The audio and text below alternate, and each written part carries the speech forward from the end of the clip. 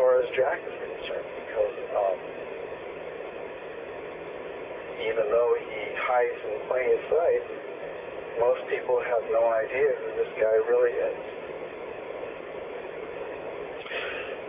Why has Jack lasted rather than self-destructed, k.a. Heath Ledger, and there's so many people in Hollywood have self-destructed? Why do you think Jack has lasted? Because Jack is calculating. Because Jack has learned from his mistakes. Because Jack knows how far he can go without going too far. At least that's been true up until now, and I suspect he's about to run out the clock.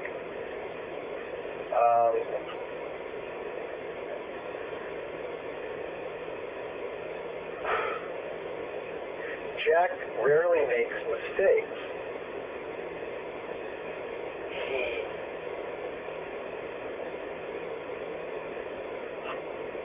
What the heck was it? Jeremy Warner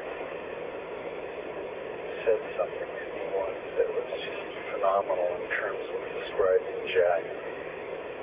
In fact, I think it may be in the book. He described Jack as being a master at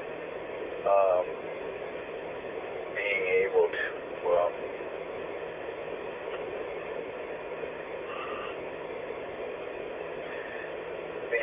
to explore and indulge in his own private fantasies without making waves or something like that.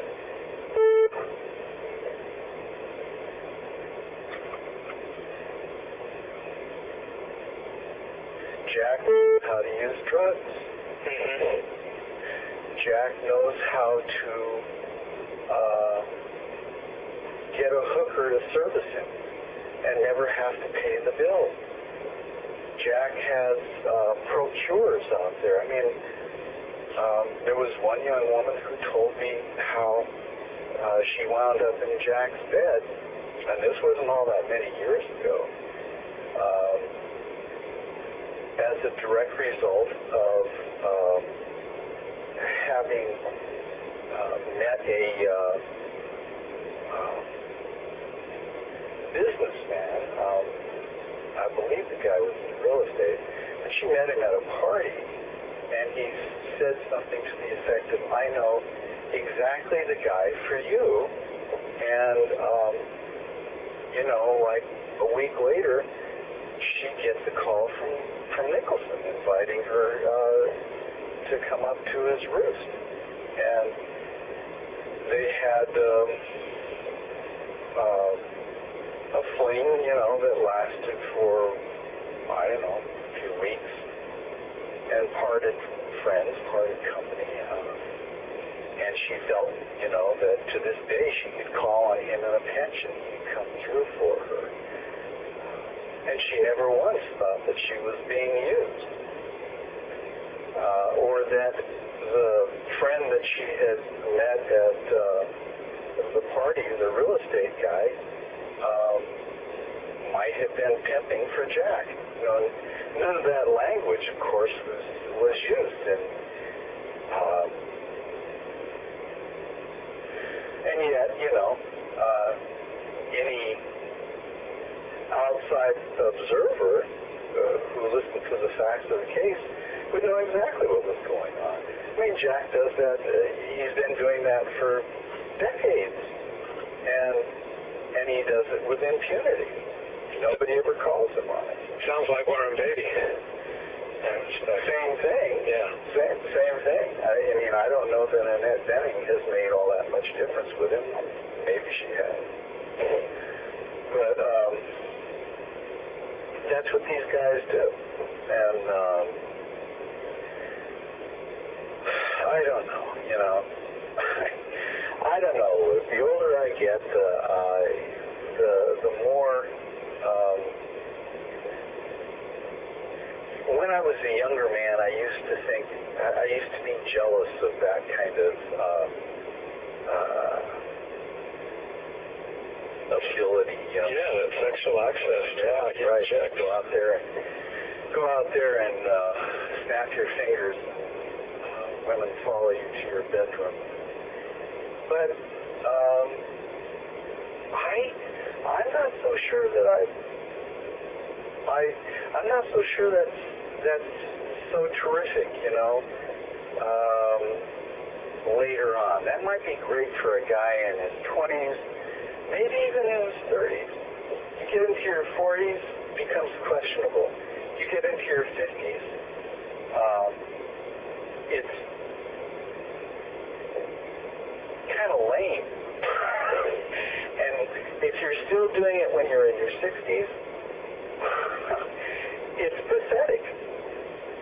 Why? And now Jack is 70, and even he is coming out publicly and saying, geez, I wish I had a mate. I wish I had someone, you know, I could come home to.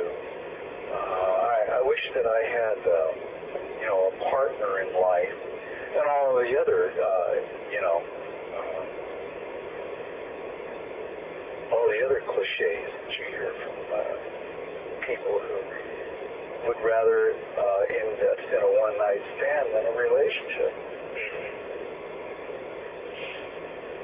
And I can't say that I feel a lot of pity for him.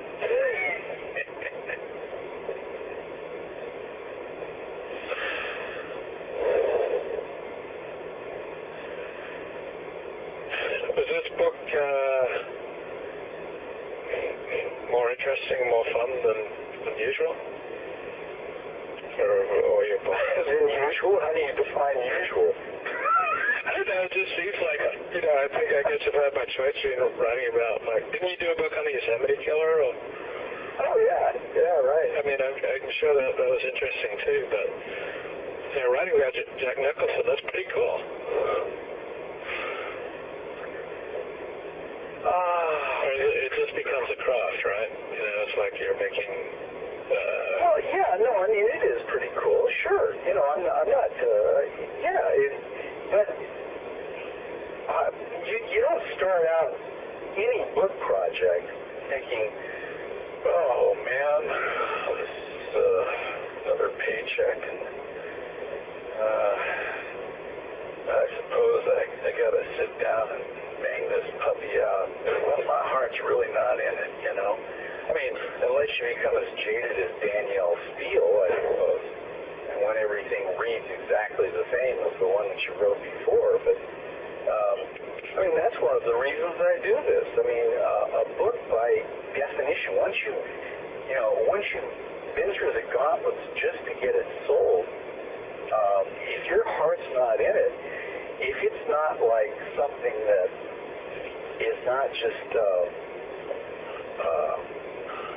history or a biography, but it says something larger about humanity in general and maybe even something about yourself, then it's not worth doing. And, you know, why would you want to invest 2 or 3 years of your life in something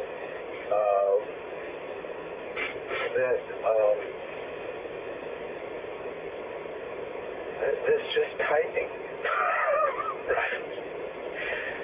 So,